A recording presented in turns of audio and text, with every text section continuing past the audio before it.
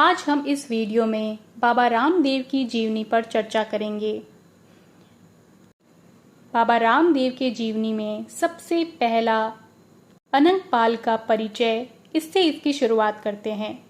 लगभग 1100 वर्ष पूर्व पांडवों के वंशज और मुगल काल से पूर्व दिल्ली पर चंद्रवंशीय ताम्रध्वज नामक एक राजा राज्य करता था। इसी राजा के नाम से राजपूतों में तोमर वंश प्रारंभ हुआ और इसी वंश में अनंगपाल का भी जन्म हुआ। राजा अनंगपाल बड़े वीर, धीर, प्रजा की पालना करने वाले, नीतिज्ञ, दयालु और योग्य शासक थे। राजा अनंगपाल के 2 पुत्रियां कमला व सुंदरा थी। दोनों पुत्रियां सुंदर, सुशील व सद्गुणों से परिपूर्ण थी। अजमेर के राजा सोमेश्वर के साथ कमला का विवाह हुआ तथा कन्नौज के राजा विनय चंद्र के साथ सुंदरा का विवाह हुआ। कमला ने पृथ्वीराज चौहान को जन्म दिया और सुंदरा ने जयचंद को जन्म दिया। पृथ्वीराज चौहान व जयचंद आपस में मौसेरे भाई थे। राजा अनंगपाल अपना दोहिता पृथ्वीराज के बचपन से ही पराक्रम व पौरथ से प्रभावित थे और राजा अनंगपाल के पुत्र नहीं होने से दोहिते पृथ्वीराज चौहान को गोद लेकर राज्य का कार्यभार पृथ्वीराज चौहान को सौंप दिया गया। इस बात को लेकर जयचंद जो है वो मन ही मन में द्वेष की भावना उसके उत्पन्न होने लगी। कुछ ही समय के बाद काबुल के बादशाह मोहम्मद गौरी ने भारत पर अपने पांव पसारने लगा। पृथ्वीराज चौहान ने लगातार मोहम्मद गौरी को 17 बार हराकर भारत से भगा दिया। फिर भी 18वीं बार मोहम्मद गौरी ने जयचंद के साथ मिलकर पृथ्वीराज चौहान को अपना बंदी बना लिया और उसे काबुल ले गया। उसे कैद में डालकर पृथ्वीराज चौहान की आंखें फोड़ दी गई। पृथ्वीराज चौहान के मित्र चंद ने यह बात सुनी तो वह आंख बबूला होकर बदले की भावना से काबुल की ओर रवाना हुए। वहां पर बादशाह से मिलने के लिए चंद ने अपने मित्र पृथ्वीराज चौहान से मिलकर योजना बनाकर एक महत्वपूर्ण आयोजन रखा। 4 बांस 24 गंज 8 अंगुल प्रमाण, ता ऊपर सुल्तान बैठा मत चुके चौहान। ये दोहा सुनाते ही पृथ्वीराज चौहान ने शब्दभेदी बाण चलाकर मोहम्मद गौरी को समाप्त कर दिया। फिर तुरंत बाद चंद व पृथ्वीराज चौहान ने भी अपनी अपनी कटारों से दोनों ने ही अपने प्राणों की बलि दे दी।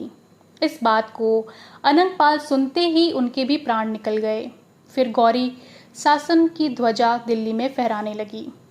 अनंगपाल के मृत्यु के बाद में उनके भाई रणसिंह जी व अनंगपाल के 8 पुत्र अजमल जी सहित सभी दिल्ली छोड़कर जो है वो इधर उधर मुस्लिमों को लूटते चले गए। लूटपाट करते हुए रणसिंह जी जयपुर, अजमेर की ओर निकले। मुस्लिमों के भय के कारण एक तपस्वी मुस्लिम फकीर की वेशभूषा में रह रहा था, जो कि रणसिंह जी की मुलाकात उस तपस्वी से होने पर वे तपस्वी की गर्दन पर वार करते हुए उनको गिरा दिया। तब तपस्वी ने रणसिंह जी को यह श्राप दिया कि तुम्हारी मृत्यु इस तरह गर्दन काटने से ही होगी। रणसिंह जी ने तपस्वी के ब्रह्मसूत्र व तुलसी की माला देखकर मन में पश्चाताप करते हुए तपस्वी के चरण पकड़कर क्षमा याचना मांगी। तो तपस्वी ने रणसिंह जी को क्षमा करते हुए कहा कि तुम्हारी मृत्यु तो इस तरह नहीं होगी, लेकिन खून की जगह दूध की धारा निकलने लगेगी। वो हड्डियों की जगह फूल में बदल जाएंगे। रणसिंह जी के लिए यह श्राप एक वरदान की तरह बन गया। रणसिंह जी लूटपाट को छोड़कर उनके मार्ग पर चलने लगे। वह तपस्वी के साथ रणसिंह जी रहकर तपस्वी के उपदेशों को ग्रहण करके तपस्या करने लगे। तपस्या का प्रभाव बढ़ने से रणसिंह जी की दूर दूर तक सिद्धि और चर्चाएं फैलने लगी। मुस्लिमों व फकीरों को रणसिंह जी से भयभीत होकर रणसिंह जी के खिलाफ बादशाह को भड़काया। एक दिन मुस्लिम पीर ने दरबार में आकर बादशाह को कहा कि रणसिंह जी की परीक्षा ली जाए। बादशाह के बुलाने पर रणसिंह जी तपस्वी बादशाह के दरबार में पहुंचे। तब बादशाह ने रणसिंह जी की सिद्धि प्राप्ति होने का प्रमाण बताने को कहा। तो रणसिंह जी ने कहा कि मुझे मंजूर है, लेकिन मेरी एक शर्त है कि मेरी व आपके पीर की गर्दन काटने पर जिससे दूध की धारा निकलेगी उसकी जीत होगी, व जिससे खून की धारा निकलेगी उसकी हार मान ली जाएगी। इस शर्त को सुनते ही पीर बाबा के तो होश ही उड़ गए। बादशाह ने इस शर्त को मंजूर करते हुए दूसरे दिन ही इस परीक्षा का नगर में ऐलान कर दिया। इस ऐलान को सुनकर कई संत, फकीर, नगरवासी ऐसी अजनबी परीक्षा देखने के लिए इकट्ठा हो गए।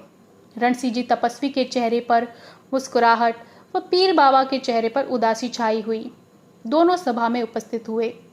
तपस्वी रणसिंह जी व पीर बाबा को मंच पर खड़ा किया गया और दोनों की गर्दन पर एक साथ तलवारें चलाने पर तपस्वी रणसिंह जी की गर्दन से दूध की धारा प्रवाहित होने लगी और शरीर की हड्डियों से फूल में बदल गए और सिर जो है वो आकाश मार्ग से तपस्या के स्थान पर आ गया तो पीर बाबा की गर्दन से खून बहने लगा। सभा व आकाश में तपस्वी रणसिंह जी की जय जयकार गूंजने लगी। फूलों के ढेर के सामने सिर झुकाकर तपस्वी रणसिंह जी को प्रणाम किया और तपस्वी के स्थान पर खर्च के लिए गांव जागीर में निकाल दिया। आज भी तप स्थान पर तपस्वी रणसिंह जी की पादुका पर दूध और फूल ही चढ़ाए जाते हैं।